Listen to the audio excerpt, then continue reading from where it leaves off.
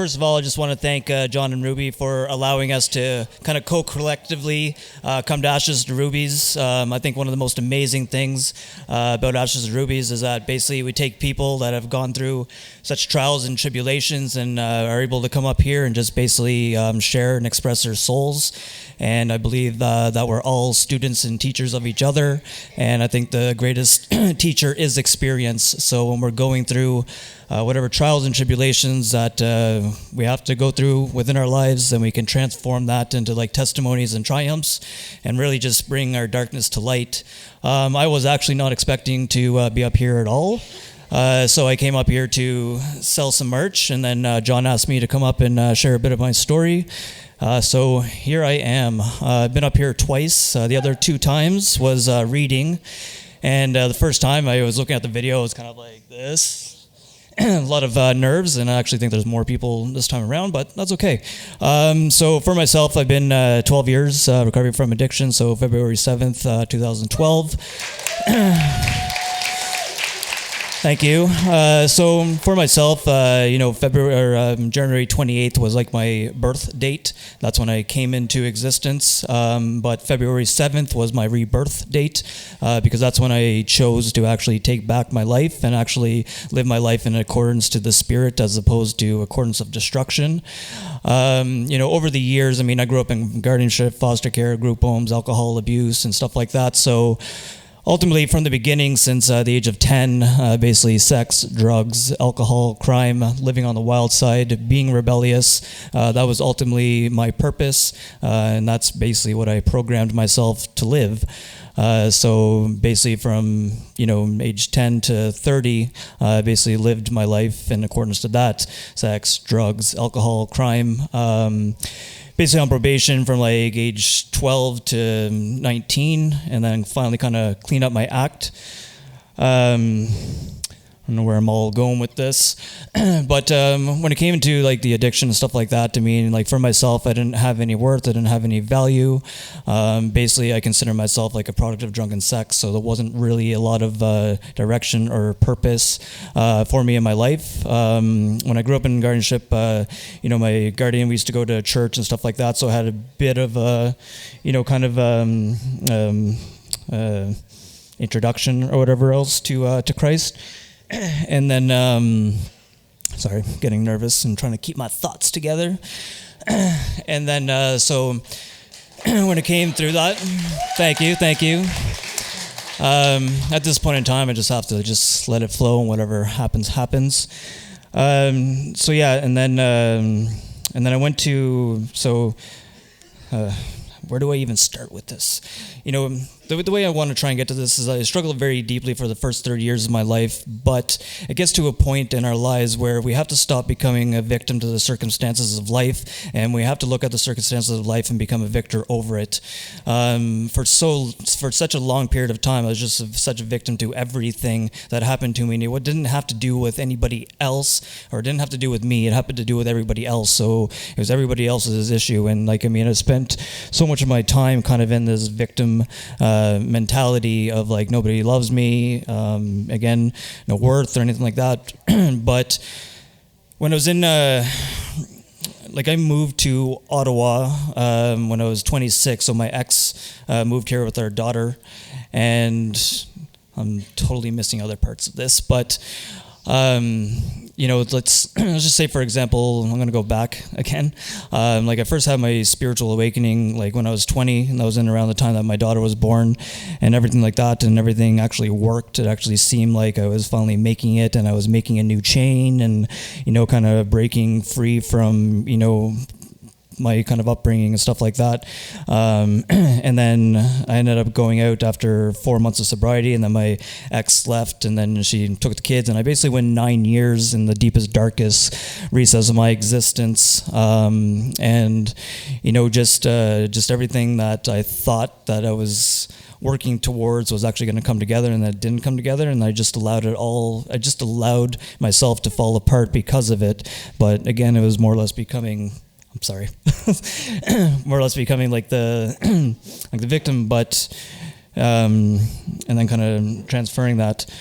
But again, I'm sorry, I'm kind of all over the place.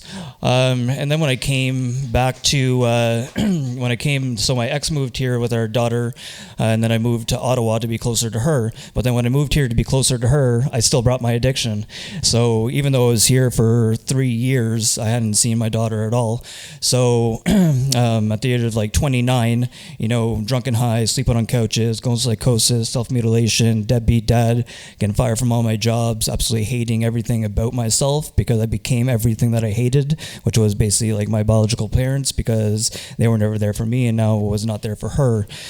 But so the thing was I could not live that life anymore. I could not live a life of falsity. I could not live a life of destruction. I could not live a life of darkness, because that was not my purpose. That was not what I was here to do. That's not why I was brought into this world. But that's how I felt. But God's source universe always used to channel his words through me, through writing, and through these writings, they always used to tell me that your purpose, that that to stop drinking, to be there for your daughter, to step into your power, to step into your light, and to step into your purpose, and step into your life, and stop being a victim, and stop allowing circumstances and situations to dictate my internal world, but allowing myself to start really tapping into my spirit and creating from within, as opposed to having everything outside dictate internally. Sorry for closing my eyes. It's just easier for me to kind of like bring stuff in, and nobody's there when I'm here, right? So where'd you go? I don't even know how much time I have left, so I'm going to try and go quickly. Halfway. All right, that's good. So anyway, I went into treatment at 29, or at 30, sorry. And then, so when I was in treatment, I spent 26 months at Harvest House. Basically spent that time just, disconnecting myself from the lies and stuff like that I had told myself about who I was or what I thought I was supposed to be, and then really just started looking inside and really started digging deep inside of myself and really trying to uncover where all the shame, the guilt, and the anger and the frustration had come from. Because I created, we talk about heaven and hell. I created hell, through my shame and the anger, the guilt, the regrets, frustration, created that externally. And then when I went into treatment and started dealing with the addictions and started dealing with, the shame, the anger, the guilt, the regrets, and the frustration, then transforming that into love and compassion and empathy and understanding, and to light, and from the darkness to light, and from the pain into the purpose.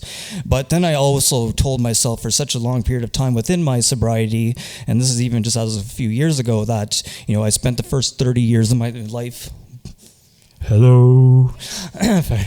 first 30 years of my life in destruction, and then basically the past 12 years of my life in creation. But just as of recently, the Spirit kind of came down through, and he's just like, you didn't spend the first 30 years of your life in destruction. You spent the first 30 year life in preparation.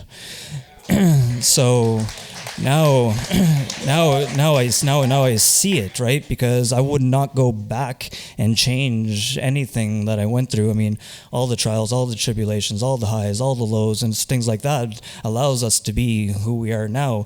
We're never going to be able to grow and expand and evolve spiritually, mentally, emotionally if we don't go through the resistance of life. We need to go through the resistance. We need to go through the trials. We need to go through the tribulations to experience it. Because the more that we experience what we don't want in our lives, the more that we come to the truest understanding of who we are within our being and what we truly want in our lives. Because if we don't go through hell, we don't understand what heaven is, and we can't truly appreciate the glory that love and that light blesses and permeates upon all of us.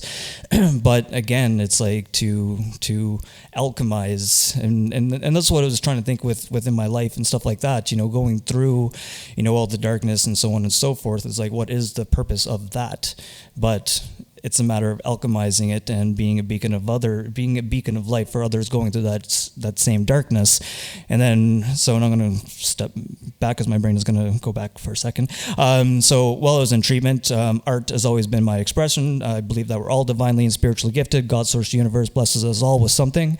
And with that gift, we share that gift with the collective. And as we share that gift with the collective, which fills our heart with joy, which fills our heart with love, well, we share that love and we share that joy with everybody else. And what happens happens is when we share that joy and we share that love with other people, then that gets reciprocated back to our hearts. And then there's this reciprocation but it's because we do what we love what we do.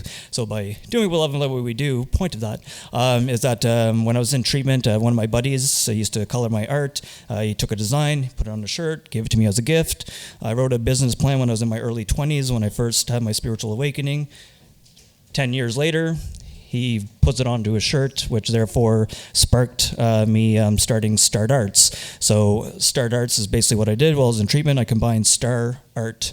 Star represents that we're all divinely and spiritually gifted.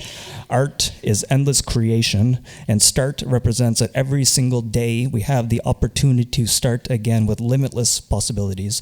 Overcome the limitations of fear, overcome the limitations of doubt, overcome the limitations of the program, because we're also living in a system of society that dumbs us down, but we are divine sovereign beings. We are one with creation, and when we step into our power, there's nothing that is stopping us. And when we step into our gifts that we're all given, and we share those gifts, then it gives us purpose, it gives us direction. Like when I came out of treatment, it's just a matter of focus on building out the business, building out the brand. Basically started by sitting on the ground, been in business 10 years, self-employed for 7. Past 3 years, basically what I'm utilizing the company for is like 10% of the sales are donated to the addictions community. Past 3 years, we raised $7,000 for the addictions, clothed 96 individuals down at the shelters with like hats and hoodies. And basically what I feel when it goes into my purpose and stuff like that is to really just be able to have people recognize the personal power that they hold within themselves, tapping into creative civs. And just on one quick note, and then I'll cut this off. I'm not a religious person, but scripturally speaking, we're all born in the image of creation, all born in the image of God. Christ said, I'm one with the Father, and the Father is one with me. If you have seen me, you have seen the Father, but I am one with you, and you are one with me. So if we are one with Christ, and Christ is one with us, and Christ is one with the Father, and then we are all have that creative power within ourselves. And when we tap into these creative power that is within ourselves, and we collectively come together to create together, then we can just transform everything. But it all starts with us. And I have like really cool stuff. So if you guys want to come check it up later on, then up there.